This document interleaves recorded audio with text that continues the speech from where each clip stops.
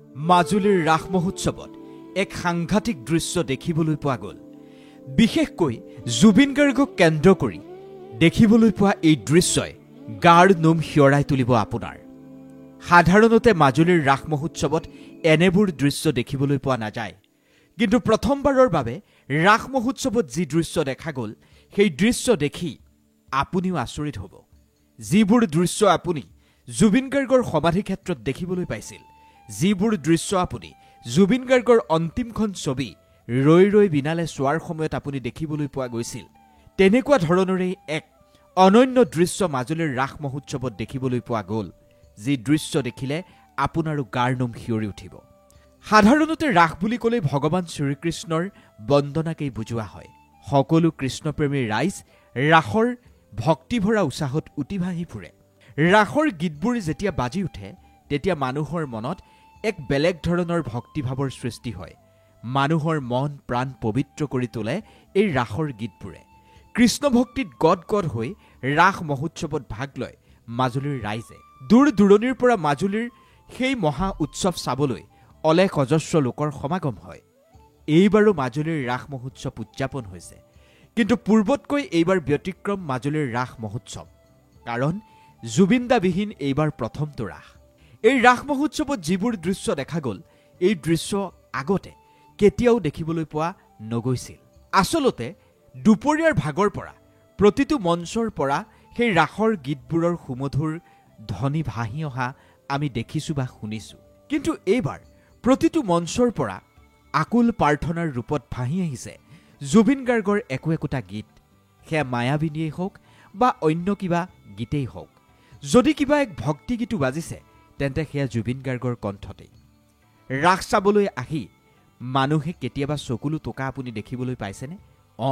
কেতিয়াবা কাৰোবাৰ অভিনয়ে হয়তো কাৰোবাৰ অন্তৰত আঘাত দিছে, আৱেগিক কৰিছে, কিন্তু মঞ্চত সোমোৱাৰ পূৰ্বে মানুহ আৱেগিক হোৱা কেতিয়াবা আপুনি দেখিছেনে? প্ৰথমবাৰৰ বাবে মাজুলীত ৰাস উপভোগ কৰিবলৈ অহা বহু লোক আৱেগিক হৈ ৰাসৰ হলত প্ৰৱেশ কৰিবলগীয়া হ'ল। কাৰণ প্ৰতিটো হলৰ সন্মুখত জুবিন গাৰ্গৰ সোঁৱৰণত শ্ৰদ্ধাঞ্জলি স্থলী ৰখা হৈছে। সেই শ্ৰদ্ধাঞ্জলি স্থলীত সকলোৱে চাকি ধূপ জ্বলাইহে ৰাস মহোৎসৱত প্ৰৱেশ কৰিছে। অৰ্থাৎ দুৰ্গা পূজাৰ সময়ত যি পৰিৱেশ পৰিস্থিতিৰ সৃষ্টি হৈছিল, যেনে ধৰক মাৰ মংগলাচৰণৰ পূৰ্বে জুবিন গাৰ্গৰ প্ৰতিচ্ছবিত চাকি ধূপ জ্বলাইহে যেনেদৰে পূজাত মানুহে ভাগ লৈছিল, ৰাসতো তেনেকুৱাই হৈছে। হাৰ্টথ্ৰব জুবিন গাৰ্গৰ ছবিখনত কোনেও সেৱা এভাগ নজনোৱাকৈ ৰাস উপভোগ কৰিবলৈ প্ৰেক্ষাগৃহত সোমোৱা পৰিলক্ষিত হোৱা নাই। আচলতে এইবাৰ ৰাসত জুবিন গাৰ্গক কেন্দ্ৰ কৰি মানুহৰ মনত এক সুকীয়া আকৰ্ষণৰ সৃষ্টি হৈছে। প্ৰতিটো ৰংগমঞ্চৰ বাহিৰত জুবিন গাৰ্গৰ শ্ৰদ্ধাঞ্জলি ক্ষেত্ৰ যেনেদৰে স্থাপন কৰা হৈছে, সেইবোৰেহে মানুহৰ মনত বেছিকৈ আকৰ্ষণ বঢ়াইছে। ৰাস উপভোগ নকৰিলেও সেই জুবিন গাৰ্গৰ প্ৰতিচ্ছবিত যাতে এগছি চাকি জ্বলায়, এডাল ধূপ জ্বলায়, এই ৰাসৰ পবিত্ৰ সময়ত যাতে জুবিনদাৰ চিৰশান্তি কামনা কৰিব পাৰি, তাৰ বাবেই যেন সকলোৱে চেষ্টা কৰিছে।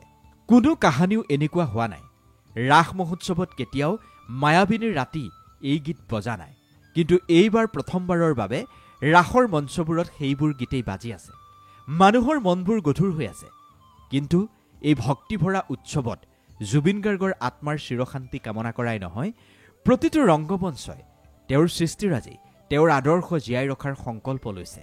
প্ৰতিটো ৰংগমঞ্চই তেওঁ দেখা অসমখন গঢ়াৰ সংকল্প লৈছে। প্ৰতিটো ৰংগমঞ্চৰ পৰা জাষ্টিছ ফৰ জুবিন এই দাবী উত্থাপন হৈছে। এই পৰিৱেশলৈকে চাওকচোন, যেন জুবিন গাৰ্গে স্বৰ্গৰ পৰা আমাক চাই আছে। মাজুলীৰ বৰগুৰি চাৰিআলিত থকা সমন্বয় কৃষ্টি সংঘই আয়োজন কৰা ভগৱান শ্ৰীকৃষ্ণৰ তিনিদিনীয়া ৰাস উৎসৱৰ প্ৰেক্ষাগৃহৰ বাহিৰত থকা এই দৃশ্যই বহু দৰ্শনাৰ্থীৰ দৃষ্টি আকৰ্ষণ কৰিছে। সকলোৱে এই দৃশ্যটো এবাৰ চাবলৈ সমন্বয় কৃষ্টি সংঘৰ বাকৰিলৈ আহিছে। সকলো ফটো উঠিছে। কৰ্তব্যত নিয়োজিত হৈ থকা আৰক্ষীয়েও একপি ফটো উঠিছে। নিজৰ কৰ্তব্যৰ কথা পাহৰি জুবিন ক্ষেত্ৰত তেওঁলোকো বিলীন হৈ গৈছে। জুবিনদাক এবাৰ ওচৰৰ পৰা চাবলৈ সকলোৱে এনেদৰে ভিৰ কৰা পৰিলক্ষিত হৈছে। এই প্ৰাণৰ শিল্পীগৰাকীক চাবৰ কাৰণেই যেন দূৰ দূৰণিৰ পৰা মানুহ আহিছে। চাওকচোন কেনেদৰে স্বৰ্গত বহি হাতত গীটাৰখন লৈ আমালৈ যেন জুবিনদাই চাই আছে। আমাক যেন কৈছে, মই যিখন অসমৰ সপোন দেখিছিলোঁ, মই যেনেদৰে আগবাঢ়িছিলোঁ সেই বাটেৰেই যদি তোমালোক আগবাঢ়িব পাৰা তেন্তে মই দেখা সপোনখনৰ মাদকতা তোমালোকেও ল'ব পাৰিবা।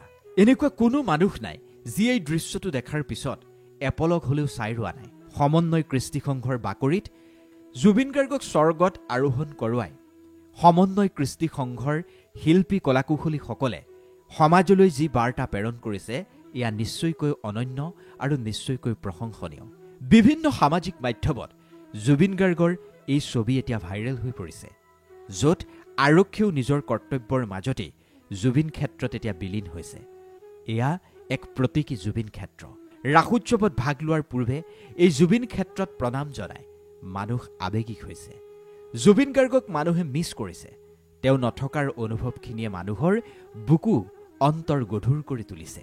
নকৰিবনো কিয়, কাৰণ তেওঁ আমাৰ প্ৰাণৰ শিল্পী আছিল। ছবিগৃহত তেওঁৰ অন্তিমখন ছবি চাই, তেওঁক আকৌ এবাৰ ৰূপালী পৰ্দাত চাই মানুহ আৱেগিক হৈছে, ঠিক আছে। জুবিন ক্ষেত্ৰলৈ গৈ তেওঁৰ চিতাৰ কাষত চাকি ধূপ জ্বলাই মানুহ আৱেগিক হৈছে। কিন্তু ৰাসত কেতিয়াবা মানুহ আৱেগিক হৈছিল জানো? ৰাসত কেতিয়াবা মানুহে চকুলুটুকি প্ৰেক্ষাগৃহত সোমাইছিল জানো? ৰাসত কেতিয়াবা তেওঁৰ কথা কৈ, তেওঁক স্মৰণ কৰি আৱেগিক হ'ব লাগিব বুলি এক পৰিৱেশৰ কোনোবাই কল্পনা কৰিছিলনে? কোনেও কল্পনাই কৰিব পৰা নাছিল। এয়াই আচলতে হাৰ্টথ্ৰবৰ প্ৰতি মানুহৰ সন্মোহন। এই সন্মোহন একেবাৰে সাধাৰণ নহয়। এই সন্মোহন সকলোৰে প্ৰতি নাথাকে। সুধাকণ্ঠ ডক্টৰ ভূপেন হাজৰিকাৰ প্ৰতিও মানুহৰ অদ্ভুত সন্মোহন আছিল। কিন্তু জুবিন গাৰ্গক আজি মানুহে ঈশ্বৰ পুত্ৰ বুলি গণ্য কৰিছে। তেওঁক ঈশ্বৰৰ শাৰীত মানুহে ৰাখিছে। যেনেদৰে দুৰ্গোৎসৱৰ সময়ত মাৰ মংগলাচৰণৰ পূৰ্বে তেওঁৰ প্ৰতিশ্ৰুতিত পুষ্পাঞ্জলি অৰ্পণ কৰিহে মানুহ দুৰ্গা মাৰ চৰণলৈ গৈছিল।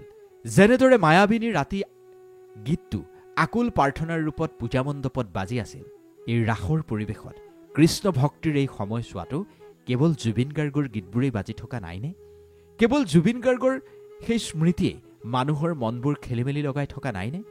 তেওঁলৈ যেনেদৰে আমাৰ মনত পৰিছে, তেওঁক আমি যেনেদৰে মিছ কৰিছোঁ, তেওঁক ঘূৰাই পাবৰ কাৰণে আমি যেনেদৰে কাকুতি কৰিছোঁ, কেতিয়াবা এনেকুৱা লাগে যেন ভগৱান শ্ৰীকৃষ্ণইও আমাৰ এই আকুতিৰ সন্মুখত হাৰ মানি তেওঁক আমাৰ মাজলৈ ঘূৰাই পঠিয়াব। ঘূৰাই কিন্তু নিশ্চয় পঠিয়াব। হয়তো জুবিন গাৰ্গৰ ৰূপত নহয়, অন্য বেলেগ ৰূপত হ'লেও ভগৱানে তেওঁক আমাৰ মাজলৈ ঘূৰাই পঠিয়াবই। আমি কেৱল অপেক্ষা কৰিম জুবিন গাৰ্গ আমাৰ মাজলৈ পুনৰ আহক, এটা মিঠা সুৰ হৈ। সদায় কোৱাৰ দৰে এই ৰাসৰ বতৰৰ পৰাই আজিও আমি ক'বলৈ চেষ্টা কৰিছোঁ, #জাষ্টিছ ফৰ জুবিন গাৰ্গ। এই ৰাসৰ পবিত্ৰ সময়ত ভগৱানৰ ওচৰত প্ৰাৰ্থনা কৰিছোঁ, তেওঁ যাতে ন্যায় পায়। যিসকলে তেওঁৰ বিৰুদ্ধে অন্যায় কৰিছে, যিসকলেই তেওঁক অৱহেলা কৰিছিল, তাৰ বিচাৰ যাতে ভগৱান শ্ৰীকৃষ্ণই কৰে। যুগে যুগে ভগৱানে এই কথা প্ৰমাণ কৰি আহিছে। যুগে যুগে ভগৱানে প্ৰমাণ কৰিছে সকলো কৰ্মৰ ফল, ধৰ্মৰ জয়, অধৰ্মৰ পৰাজয়। সেয়া যেন এই কলিযুগতো প্ৰমাণ হয়, সেয়া যেন জুবিনদাৰ ক্ষেত্ৰতো প্ৰমাণ হয়। ধৰ্মৰ জয়, অধৰ্মৰ পৰাজয়, ধৰ্মৰ জয়, অধৰ্মৰ পৰাজয়, ধৰ্মৰ জয়, অধৰ্মৰ পৰাজয়। #Justice for Zubeen Garg. ভিডিঅ'টো কেনে পালে জনাব, যিমান পাৰে সিমান শ্বেয়াৰ কৰি দিব, আৰু জুবিনদাৰ এনেধৰণৰ নতুন নতুন ভিডিঅ' পাই থাকিবৰ কাৰণে আমাৰ চেনেলটো এবাৰ ছাবস্ক্ৰাইব কৰি ল'ব। ধন্যবাদ।